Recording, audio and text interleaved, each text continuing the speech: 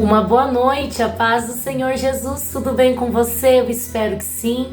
Estamos aqui nessa noite para fazer a leitura do texto bíblico que se encontra em Salmos 90 e hoje nós iremos aprender as preciosidades da palavra do Senhor que contém esse salmo, porque a Bíblia diz. Mas vamos lá ver o que o Senhor nos reserva para nós nessa noite? Salmo 90 tem por tema assim: a eternidade de Deus e a transitoriedade do ser humano. Oração de Moisés, homem de Deus. Senhor, Tu tens sido o nosso refúgio, de geração em geração. Antes que os montes nascessem e Tu formaste a terra e o mundo, de eternidade a eternidade, Tu és Deus. Tu reduzes o ser humano ao pó e dizes: voltem ao pó, filhos dos homens.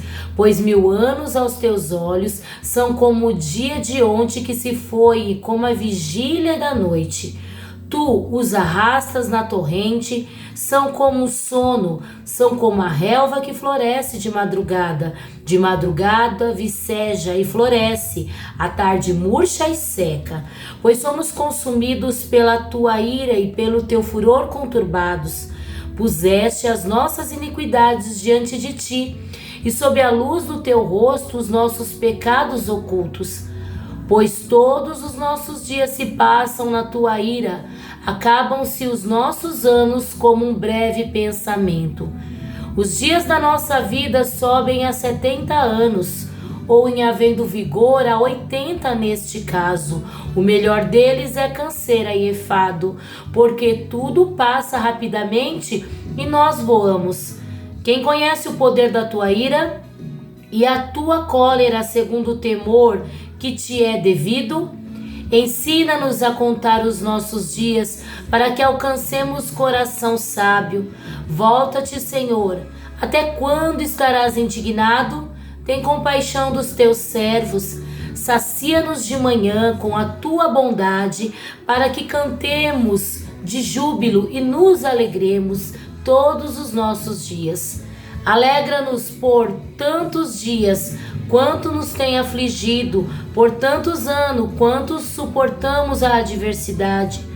Aos teus servos apareçam as tuas obras, e aos seus filhos a tua glória.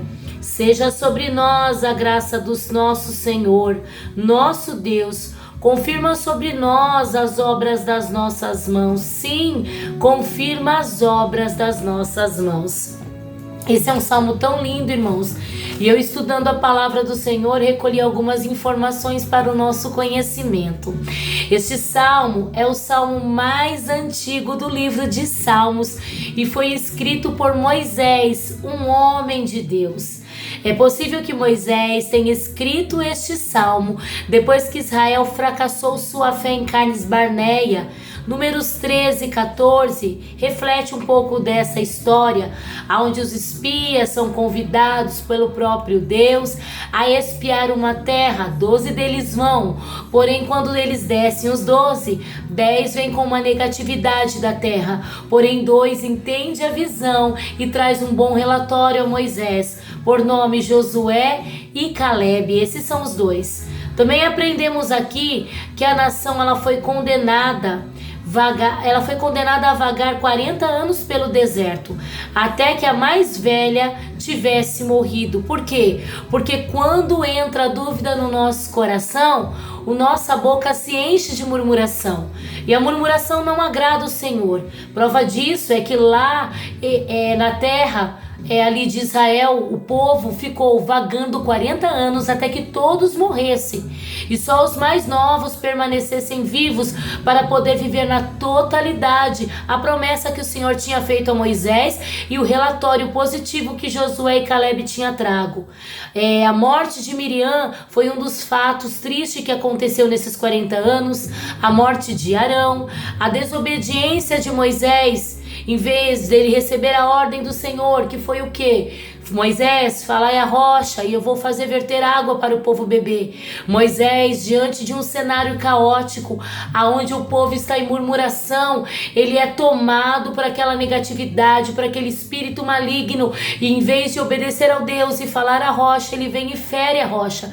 Deus, por misericórdia, verte água daquela rocha, o povo bebe daquela água, mas infelizmente Moisés não entra na terra prometida. E isso eu aprendo para com a minha vida, que nem porque o Senhor faz aquilo que eu quero e espero que Ele faça, Ele está aprovando a minha atitude, porque o que depende da minha atitude é por trás o que é a motivação. Quando somos motivados pelo Senhor Jesus o Cristo, fazemos segundo a sua vontade, temos êxito. Nem todo êxito significa que o Senhor está aprovando a nossa obra. Como diz a palavra do Senhor, a água foi vertida, mas houve um preço, e o preço foi Moisés não ter entrado naquela terra. Tire de lição para a tua vida nessa noite, que o que importa é o que está por trás. Qual é a motivação? Por qual motivo você tem feito o que tem feito sobre a face da terra? Por motivo da obediência ao nome do Senhor, às diretrizes da palavra de Deus? Ou porque a multidão tem te oprimido a tomar alguns tipos de atitude? Se for o segundo fato, cuidado, para que você não perca as bênçãos do Senhor sobre a tua vida. Voltando ao estudo da palavra do Senhor, como Moisés se tornou um homem de Deus. E muitas vezes nós achamos que se tornar um homem de Deus é porque nós vivemos uma vida totalmente redondinha. E Moisés vem para quebrar isso na minha e na tua vida. Olha o que eu aprendo aqui, que 40 anos terminados em fracasso na terra do Egito, Moisés passou. Quando ele mata um egípcio, quando ele vê ali um patrício seu sendo morto por um egípcio, e ele tenta esconder o corpo sobre a areia, mas aquilo não ficou escondido porque alguém viu. E aqui eu também aprendo que nossos pecados ocultos, Satanás pode até tentar querer camuflar, mas uma hora ele vem e traz à tona, porque o intuito dele é nos envergonhar, mas muitas vezes vem à tona porque o intuito do Senhor é nos fazer aprender com os nossos erros. E quando nós erramos, a melhor atitude é reconhecer, pedir perdão a Deus e se arrepender e procurar não fazer mais isso. Outra coisa que eu aprendo com Moisés, que os próximos 40 anos dele, que ele foge para o deserto, ele aprende a ser um humilde pastor na terra de Midian. Ele aprende com a simplicidade. Querido, no deserto você cresce. Oh, reba, shurikandaraba, subriandaraba, subria. No deserto você desenvolve o teu ministério com Deus. No deserto o Senhor não te deixa só, Ele te ensina e você aprende. Também aqui aprendo que os outros 40 anos de Moisés foi liderando, mas na marcha fúnebre no deserto. Moisés vem, liberta o povo das mãos de Faraó, mas o povo não entende, o povo se perde por conta da comida, por conta da água, por conta da lembrança dos pepinos ali na terra do Egito. E nessa noite o Senhor quer falar para mim e para a tua vida. Remandaraba, shobricandará, suriandarácia. As coisas velhas se passaram, tudo se fez novo. O que ficou para trás ficou. Aprenda, debalá, shurianda e assubria com o passado e procure viver a plenitude do Senhor nesse presente, para que você venha alcançar o futuro. Com o povo de Israel, infelizmente não foi assim. Eles tiveram uma marcha fúnebre porque eles se encontraram com a morte por conta da sua murmuração naquele deserto.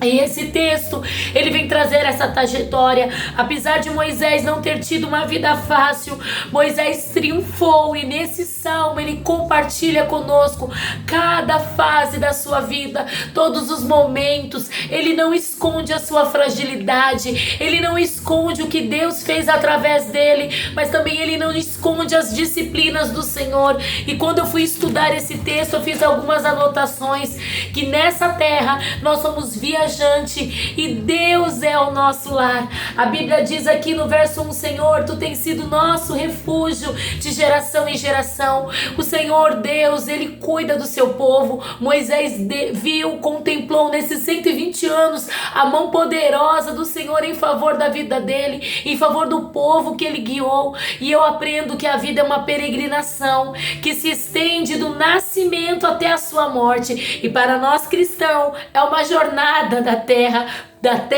para o céu, mas o caminho, querido, ele não é fácil. Mas eu venho te trazer uma palavra de ânimo nessa noite. Ele não é fácil porque nós precisamos aprender, mas o professor Deus, o Espírito Santo que nos conduz, ele está conosco. Jesus o Cristo nos deu o acesso e nos deu as diretrizes por sua palavra. Então não temas, Deus é contigo nesse caminho. Eu não sei qual é a fase que você está enfrentando, quais são os períodos de 40 anos, dos 3 períodos que Moisés passou, que você está passando, mas queira saber algo e aprender, é melhor passar com o Senhor Jesus, porque Ele não te deixa só. Outra coisa que eu aprendo aqui nos versos 3 ao 12, que Moisés, ele foi aprendiz e a nossa vida é uma escola. E muitas vezes nós temos o hábito de falar: ai, Senhor, no passado eu errei, eu não deveria ter feito isso. E muitos de nós queremos assim esconder coisas que nós cometemos como erro no nosso passado, para que a nossa trajetória agora presente e talvez até futura seja totalmente perfeita. Queridos, não desvalorize aqueles erros que você cometeu no passado. Foi através dos erros que você se tornou quem você tornou, errando, levantando, caindo, se levantando e aprendendo com o Senhor nessa escola.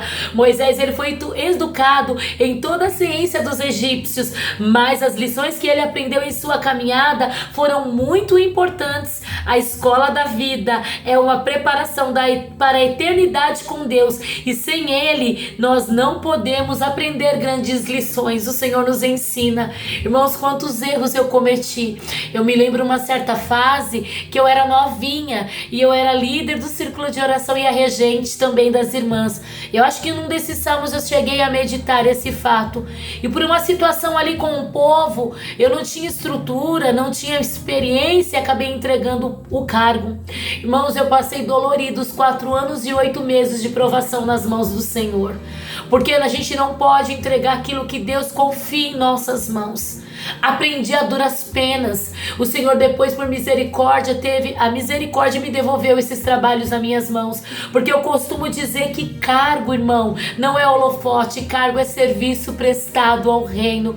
E hoje, por misericórdia do Senhor, eu ainda continuo exercendo essas funções, servindo a Deus tanto no círculo de oração, quanto na regência local da minha igreja, na regência regional e numa outra regência que a gente tem ali na nossa sede. Mas eu aprendi lá atrás que nós não devemos de forma alguma entregar aquilo que o Senhor colocou nas nossas mãos. As experiências que eu tive lá atrás, árduas, doídas, dessaborosas por atitudes minha precipitada, hoje a cada dia me faz repensar antes de dar uma palavra, antes de tomar uma atitude. Eu penso sempre, se fosse Jesus agora comigo, o que Jesus faria? E muitas vezes eu tenho mais acertos do que erro, porque quando eu coloco Jesus à frente, a tendência é a vitória. Aprenda, nós somos aprendizes e a escola do Senhor é essa terra. A nossa pós-graduação será no céu de glória, o lugar debaixo, onde o Senhor tem reservado para minha e para tua vida. E por fim, do verso 13 ao verso 17, eu aprendo que nós cristãos somos cristãos e o futuro é o nosso aliado. Entenda, tudo aqui é passageiro, até você, até eu. A Bíblia fala que nós somos peregrinos nessa terra, mas um céu de glória nos aguarda. Aleluia! Uma eternidade com o Mestre. Lá não haverá dor, tristeza, morte, choro. Lá haverá um gozo permanente e eterno. E o Senhor estará lá. Oh, debalabachúria, eu não consigo imaginar, mas a palavra do Senhor nos declara que nós estaremos ali com Ele, com o corpo incorruptível, e lá nós estaremos prontos a cear a mesa com Ele e receber os nossos galardões. Creia que as experiências pesadas dessa vida são as nossas preparações para o nosso futuro. Que Deus em Cristo te abençoe, permaneça firme e fiel. E quando você quiser oscilar, lembre-se que o Senhor Jesus está contigo, pronto a segurar nas tuas mãos e caminhar com você. Deus te abençoe, uma boa noite. Obedeça em nome de Jesus.